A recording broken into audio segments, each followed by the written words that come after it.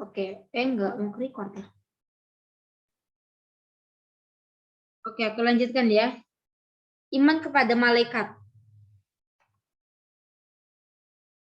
Pengertian iman kepada malaikat. Iman secara bahasa artinya percaya atau yakin. Iman secara istilah atau syar'i ada istilah syar'i adalah ada 3 unsur. Yang pertama diucapkan dengan lisan, diyakini dengan hati, diamalkan dengan perbuatan. Iman kepada malaikat, meyakini dengan sepenuh hati bahwa Allah Subhanahu wa taala menciptakan malaikat sebagai makhluk gaib yang diutus untuk melaksanakan segala perintahnya. Nah, ini iman kepada malaikat. Iman kepada malaikat merupakan rukun iman kedua. Jumlah malaikat yang wajib diketahui 10.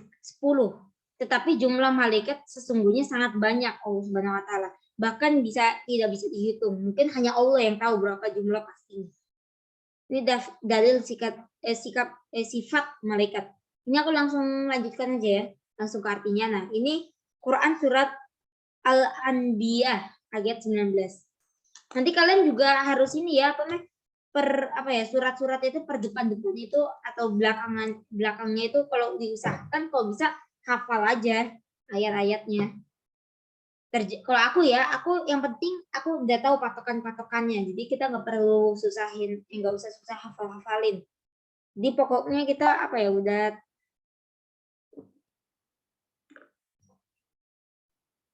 kita nggak usah susah-susah ngafalin.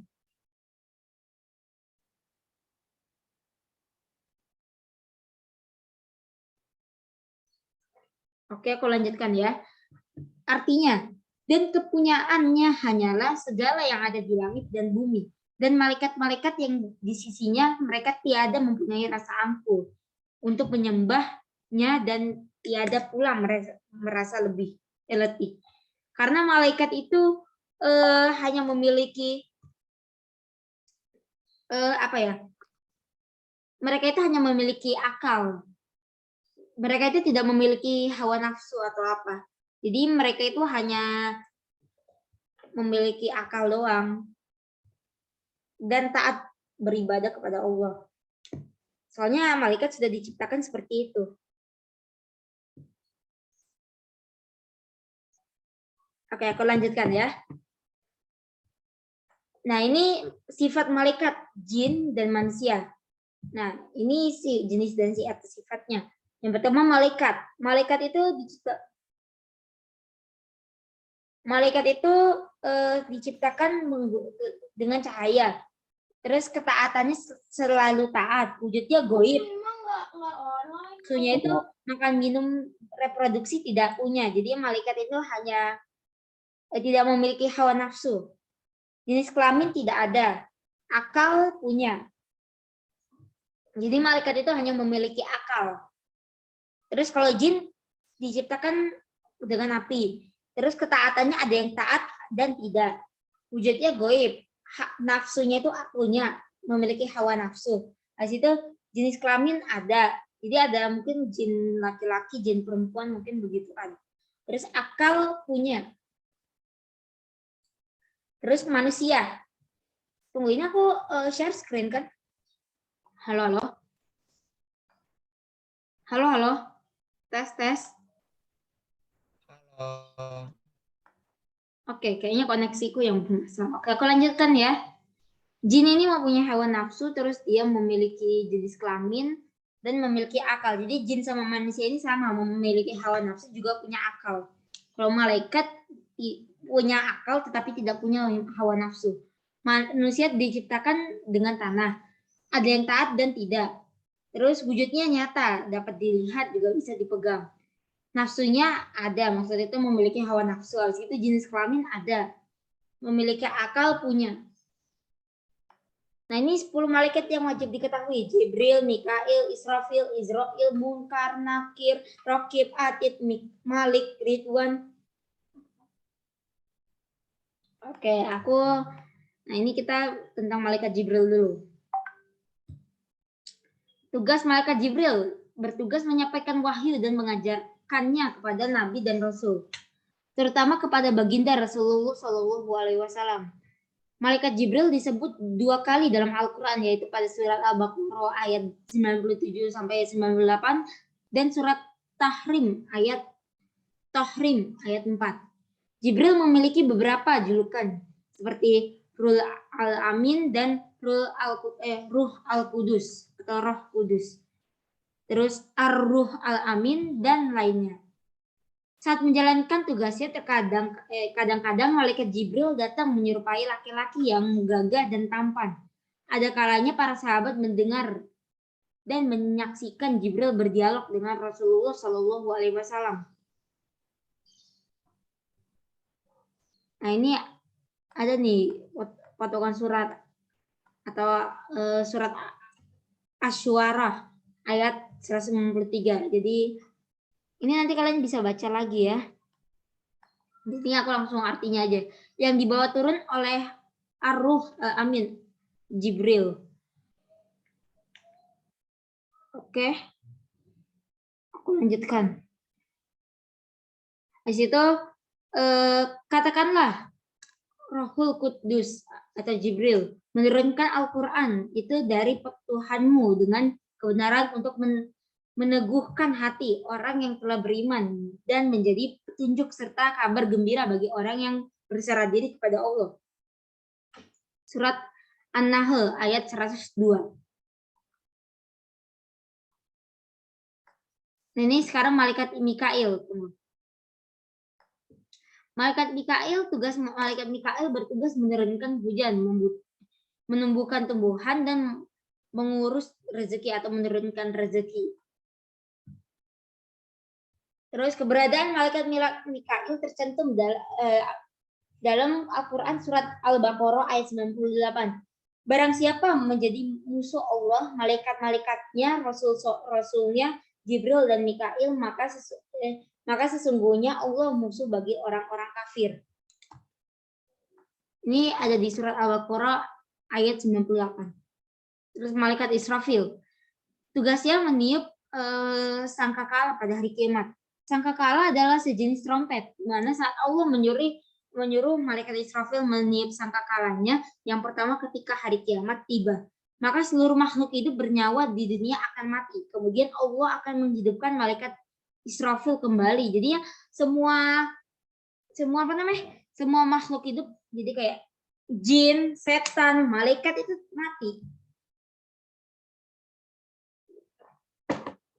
Kemudian Allah akan menghidupkan malaikat Israfil kembali dan menyuruhnya untuk meniup trompetnya lagi. Tiupan kedua yang terjadi, roh akan kembali ke jasad masing-masing dan hidup kembali. Pada saat inilah yang dinamakan dengan hari kebangkitan. Tugasnya meniup sangkakala seperti tercantum dalam surat Az-Zumar ayat 68. Aku langsung ke artinya aja ya. Dan sangkakala pun ditiup, maka matilah semua makhluk yang ada di langit dan di bumi, kecuali mereka yang dikehendaki Allah. Kemudian ditiup sekali lagi sangkakala itu, maka seketika itu mereka bangun dari kuburnya menunggu keputusan Allah. Terus malaikat Israel. Kalau tadi itu Israfil yang meniup sangkakala, perumpamaan Israel ini yang mencabut nyawa. Tugasnya mencabut nyawa semua makhluk hidup. Tak ada satu makhluk yang akan terlewat dari takdirnya jika memang sudah waktunya mati. Malaikat Israel akan mendatangi makhluk tersebut dan mencabut nyawanya.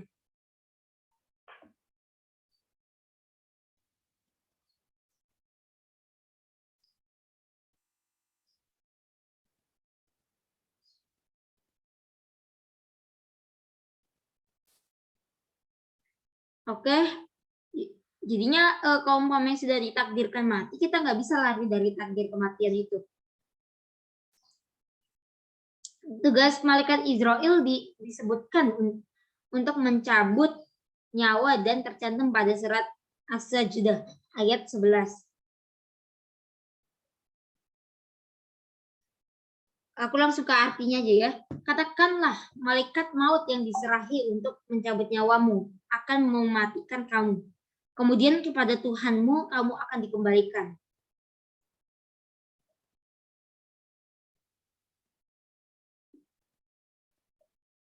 Oke, aku lanjutkan ya.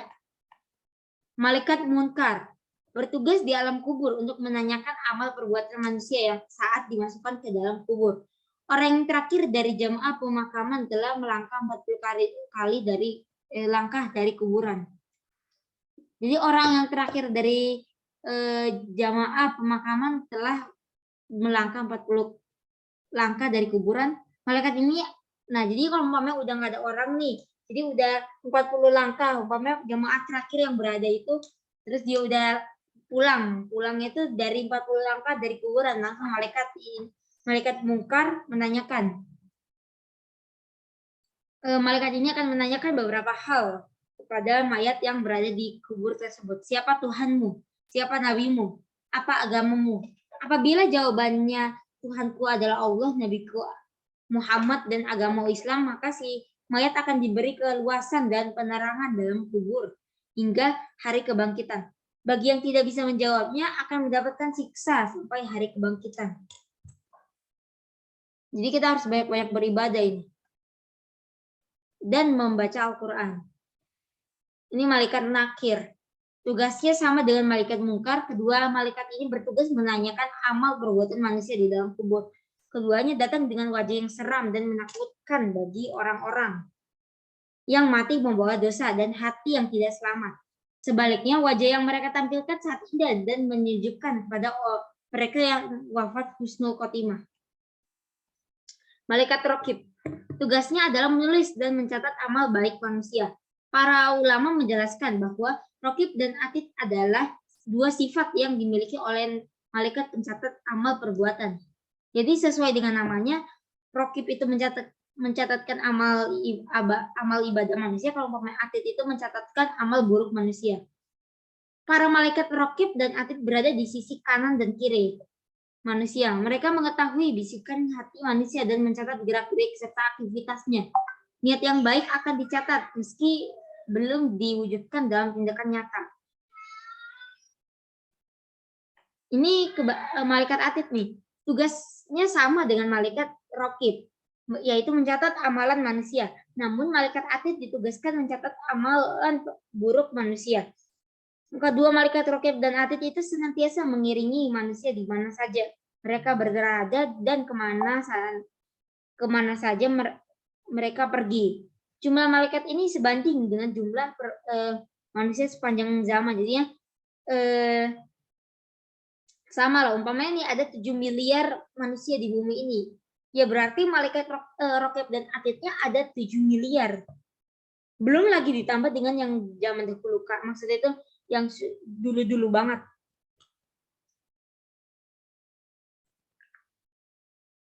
Nah, ini udah tercatat nih di surat Quraisy. Maaf. Nah, Quraisy Sihaib menyebutkan keberadaan malaikat Raqib dan Atid tercantum dalam surat Al-Qaf ayat 18. Aku langsung ke artinya ya. Nanti kalian bisa baca-baca lagi. Tidak ada suatu kata yang diucapkannya, melainkan ada di sisinya malaikat pengawas yang selalu siap mencatat. Nah, ini surat Al-Qaf ayat 18.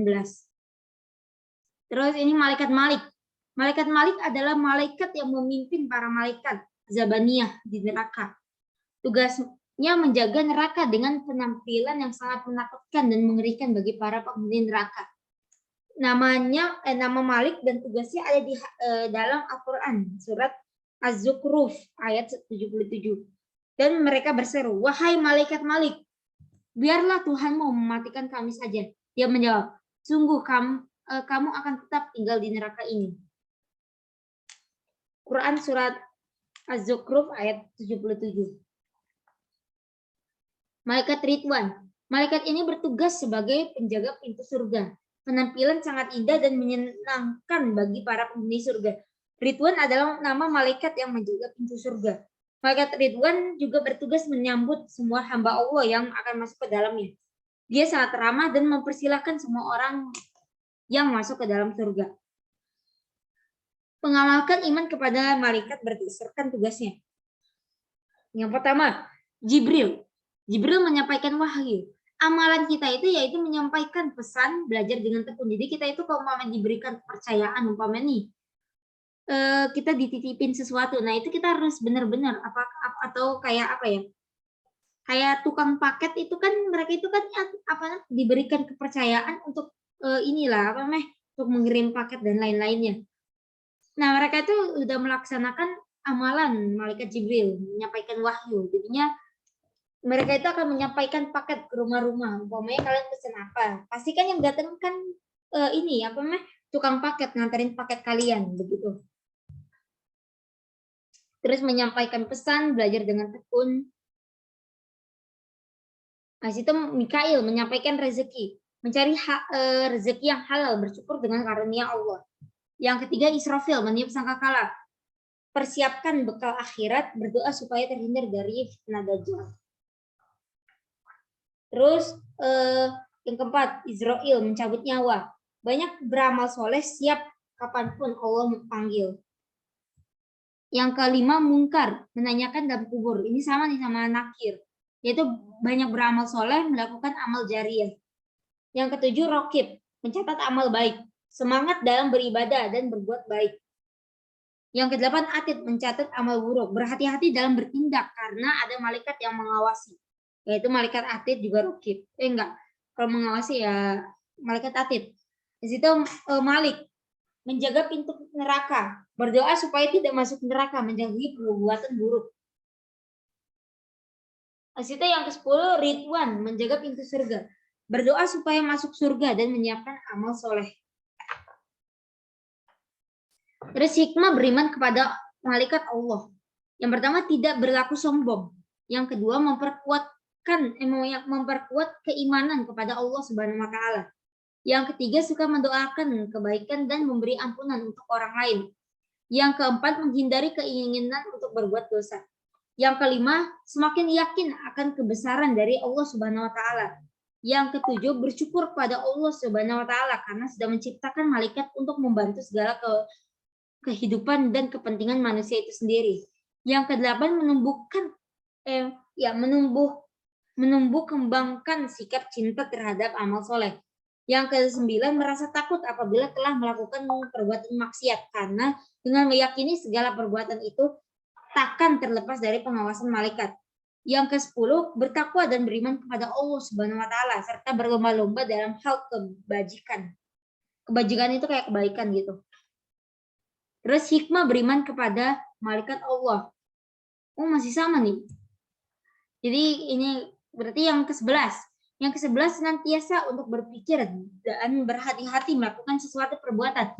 Karena perbuatan baik atau buruk akan selalu dipertanggungjawabkan di akhirat kelak dan takkan diluput.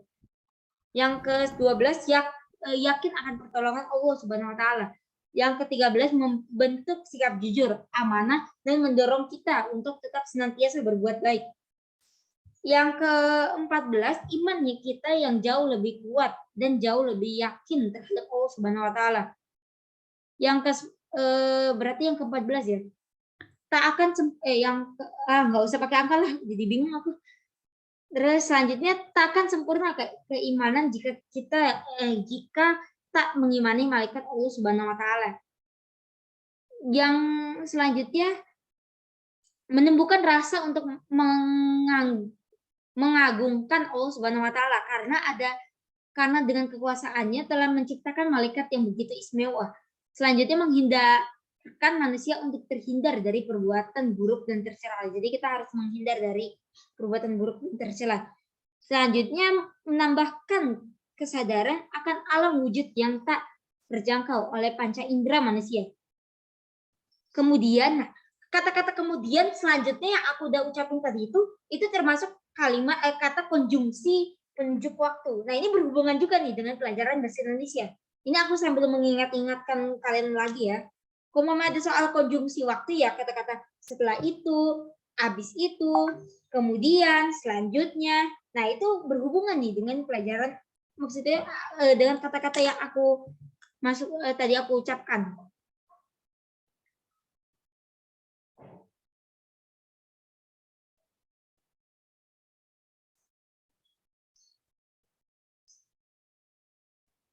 Oke, aku lanjutkan ya.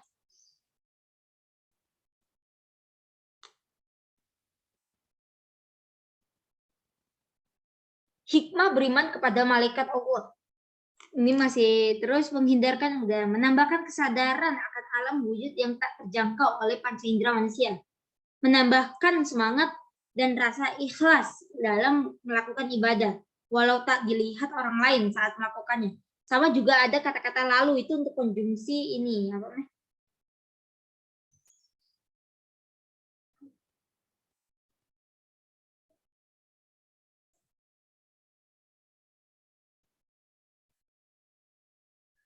Nah, oke, semakin giat untuk berusaha karena memang tak ada rezeki yang diturunkan oleh Allah Subhanahu wa taala tanpa adanya usaha dan kerja keras. Jadi kita ini nggak mudah dapat rezeki, kita harus ada usaha juga ada kerja keras. Oke, kalau gitu aku langsung aja ya. Kalau toharo, insya Allah aku yakin kalian masih ingat lah. Nah ini toharo nih, definisi toharo. Aku harap kalian masih ingat ya. Gua aku ini editing. Tuh suka gitu loh kalau umpamanya di enable editing malah jadi kayak lebar gitu. Namanya sudah. Definisi toharo. Secara bahasa artinya bersuci atau bersih. Secara istilah adalah menghadirkan keadaan bersih dan suci, bebas dari hadas dan najis. Nah, siksa kubur bagi yang tidak bersuci. Nabi Shallallahu Alaihi Wasallam melewati dua kuburan, lalu beliau bersabda, sesungguhnya kedua ini disiksa dan tidaklah keduanya disiksa dalam perkara yang berat untuk ditinggalkan. Yang pertama dia dahulu tidak menutupi dari buang air kecil, jadi nggak membilas. Adapun yang lain, dia dahulu berjalan melakukan naminah atau adu domba. Beliau Shallallahu Alaihi Wasallam mengambil sebuah pelepah kurma dan yang basah, lalu membaginya menjadi dua. Kemudian beliau Shallallahu Alaihi Wasallam menancapkan satu pelepah pada setiap kubur itu. Para sahabat bertanya, wahai Rasulullah, kenapa Anda melakukannya? Beliau Shallallahu Alaihi Wasallam menjawab, semoga Allah meringankan siksa keduanya selama pelepah kurma ini belum kering. Hadis riwayat Bukhari nomor 218, Muslim nomor 292. Nah ini dalil-dalil tentang toharo nih. Ini dalam surat Al-Baqarah. Inna Allah yuhibbu tawabina wa yuhibbul mutatohirin. Nah, sesungguhnya Allah menyukai orang yang bertaubat dan menyucikan diri. Kan mutahharo itu atau toharo atau kalau di sini itu mutahirin. Nah, ini kan ini apa namanya? Artinya itu menyucikan diri dan membersihkan diri. Di situ layuk baluwahi isolata bigoiril toharoh tohu. Nah, artinya itu tohuru. Artinya itu Allah tidak akan menerima sholat yang tidak dengan bersuci. Jadi ini tinggal kalian ingat-ingat aja lagi. Mengapa toharo itu penting? Yang pertama, syarat diterima ibadah. Tidak sempurna sholat atau bahkan tidak diterima sholat seseorang yang tidak benar toharohnya. Yang kedua, indikator keimanan. Seorang yang iman kuat akan benar-benar benar dan rajin dalam toharo. Yang ketiga, jalan kebaikan. Jika wudhu benar akan berakhlak baik. Yang keempat, diampuni dosa. Air yang mengalir ketika berwudhu akan dihapus dosanya. Jadi air yang mengalir umpamanya dari bilas kepala, habis itu kaki itu mengalir itu akan menghapus dosa. Oke, habis itu aku lanjutkan ya. Nah, ini macam-macam air. Nanti kita juga bahas ulangan-ulangan ya. Yang pertama air suci dan menyucikan. Yaitu air hujan, sumur, laut, sungai, salju, telaga, embun pastikan masih murni, bebas dari najis. Yang kedua air suci dan menyucikan tetapi makruh. Yaitu air musyamas, air yang dipanaskan dengan matahari di tempat logam yang bukan emas. Nah, di situ air suci, tetapi tidak menyucikan. Tunggu, aku kalau nggak salah ada kok ini. Tunggu ya, sabar. Tambahan untuk toharoh, aku ingat-ingat dulu ya.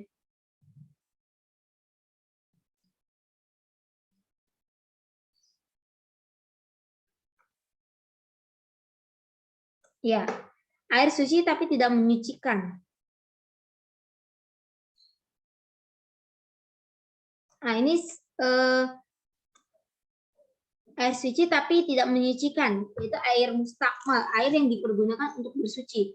Nah, selain itu juga ada tuh apa namanya?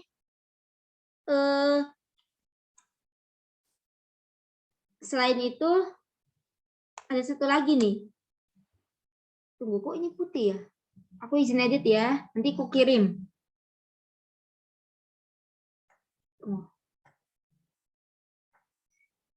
Selain itu,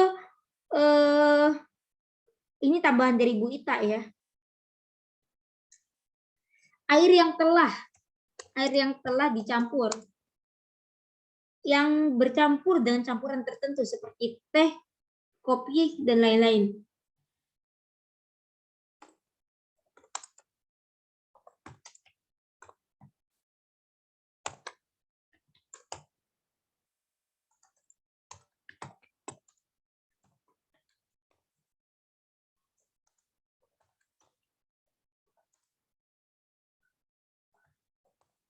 Tunggu, ini udah mau habis lagi waktunya, nanti masuk lagi ya.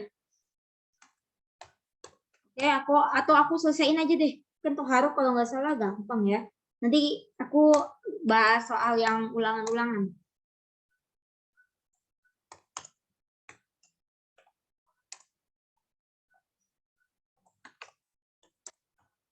Oke, jadi air suci tidak menyucikan itu air mustakmal, air yang dipergunakan untuk bersuci, dan air yang telah bercampur dengan campuran tertentu seperti kopi dan teh, juga yang lain-lain. Terus air mutanajis, air yang terkena najis. Seingatku juga air kelapa itu juga termasuk air suci, umpamanya kayak susu apa, air suci tapi tidak menyucikan. Nah, ini perbedaan hadas dan najis. Hadas itu keadaan tidak suci seseorang menyebabkan tidak sah ibadah. Dua, lebih kepada perbuatan dan berasal dari tubuh manusia. Contoh, keluar sesuatu dari dua lubang, yaitu buang air besar dan buang air kecil. Habis itu haid, menyentuh kemaluan, keluar mani, dan sebagainya. Terus najis, yaitu zat atau kotoran yang menyebabkan tidak sah ibadah. Contoh, air seni, kotoran hewan, darah, bangkai nanah, dan sebagainya.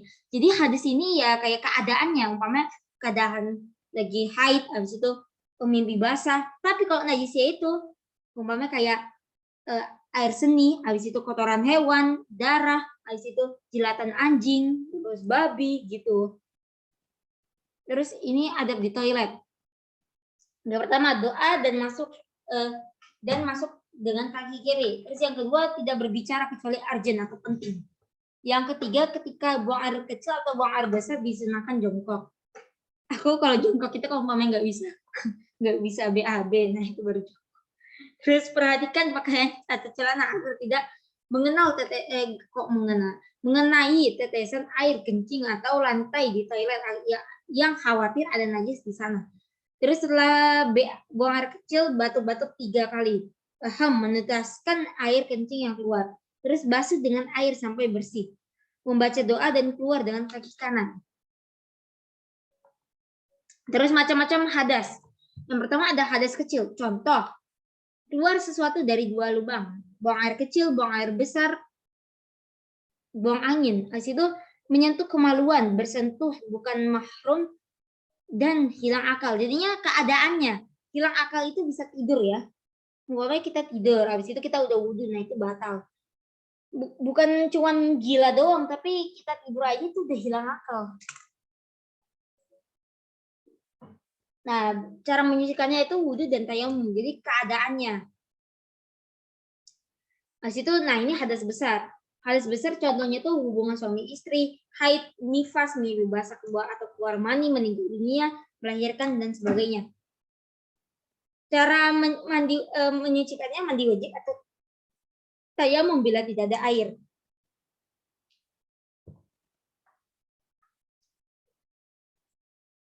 Oke, aku lanjutkan ya. Tata cara berwudu. Yang ini niat wudu nih. Nawa itu wudu ali rafil hadatil ahli sid kok ahli sid. Talabul ilmi kok Nawa itu wudu ali rafil hadatil asgoril farodon lillahi ta'ala. Artinya saya niat wudhu untuk menghilangkan hadis kecil fardu karena Allah. Membasuh telapak tangan ini sunnah, terus berkumur sunnah, membersihkan lubang hidung sunnah. Terus pada menghirup air lalu mengeluarkan dengan memencet hidung.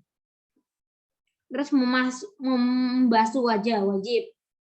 Dilakukan mulai dari ujung kepala tumbuh rambut hingga bawah dagu. Habis itu membasuh tangan wajib, basuh kedua belah tangan hingga siku, dahulukan kedua anggota tubuh bagian kanan, terus mengusap sebagian kepala wajib.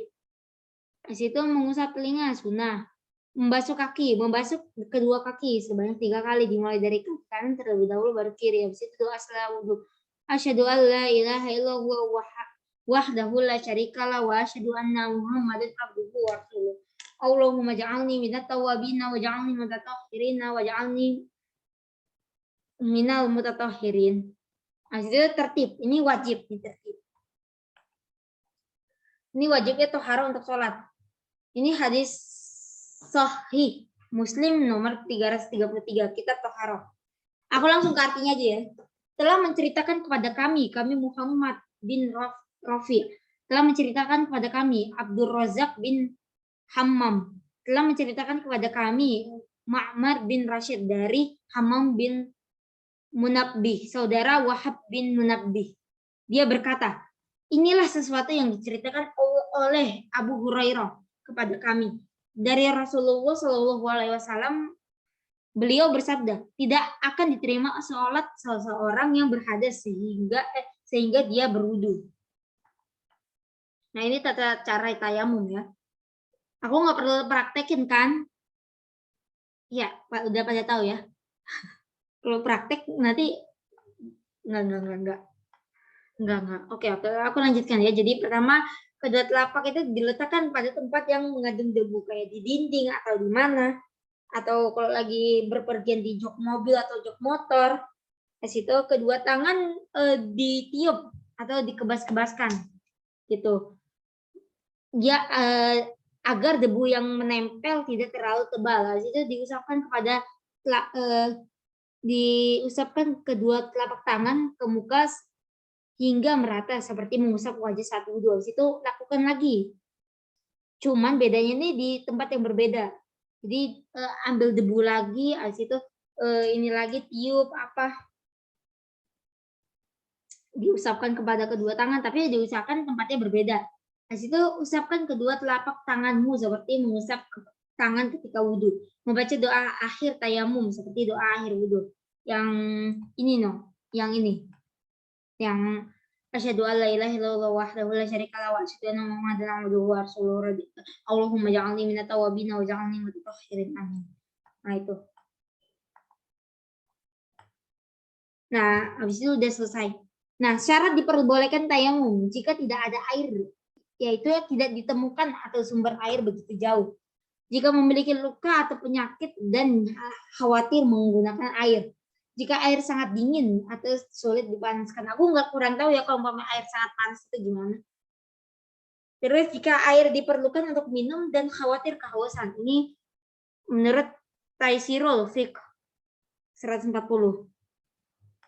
Nah, ini tata cara mandi wajib. Yang pertama niat, terus mencuci tangan, terus membersihkan kemaluan, berwudu, terus mengguyur kepala 3 kali sampai pangkal rambut. Terus membasuh seluruh tubuh mulai dari tangan kanan ke bagian kiri.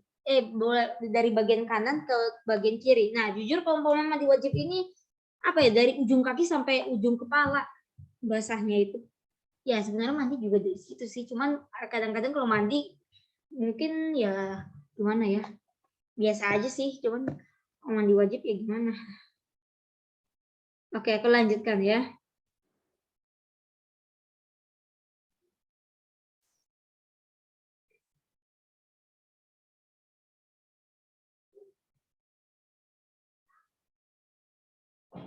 Oke,